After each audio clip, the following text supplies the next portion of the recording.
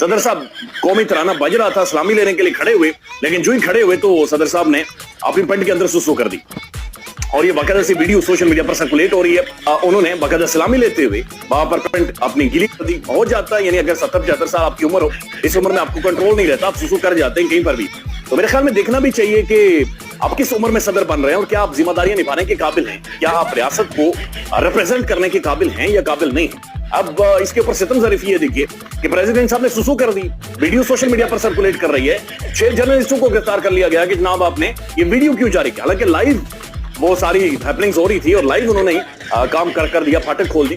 लेकिन मसला ये है कि उसके ऊपर 6 साफी, यानी सितम ज़रीफी देखें, 6 साफियों को वहां पर गिरफ्तार कर दिया गया और दुनिया भर की जो साफी तंजीमें मैं देख रहा था उनकी स्टेटमेंटें भी हैं, उनके बयान भी बहुत सारे वहां पर मौजूद हैं। 6 जर्नलिस्टों को गिरफ्तार कर लिया गया कि जनाब आपने ये वीडियो क्यों जारी किया। हालांकि लाइव वो सारी हैपनिंग्स हो रही थी और लाइव उन्होंने काम कर दिया, फाटक खोल दिया।